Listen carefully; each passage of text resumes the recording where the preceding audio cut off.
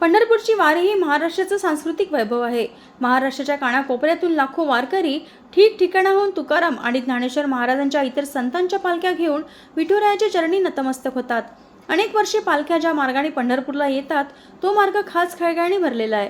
त्यामुळेच हे पालखी मार्ग सुविधाजनक करण्याचा निर्णय पंतप्रधान नरेंद्र मोदींनी घेतला आहे। त्यासाठी राष्ट्रीय महामार्ग प्रकल्प उभारण्याचे महायुती सरकारने ठरवले।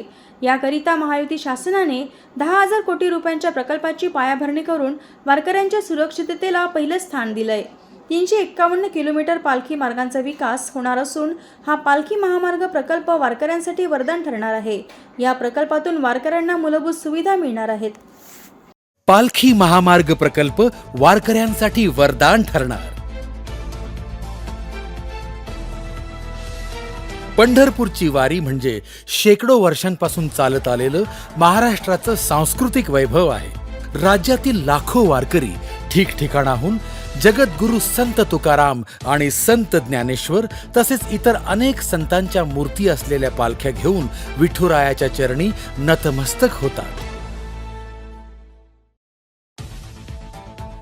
ज्या अनेक मार्गांनी पालख्या पंढरपुरात दाखल होतात त्या पालखी मार्गावर वारकऱ्यांसाठी सुविधा व सुरक्षितता केली पाहिजे असे पंतप्रधान नरेंद्र मोदी यांचं ध्येय आहे। त्यासाठी राष्ट्रीय महामार्ग प्रकल्प उभारण्याचे महायुती सरकारने ठरवले आहे।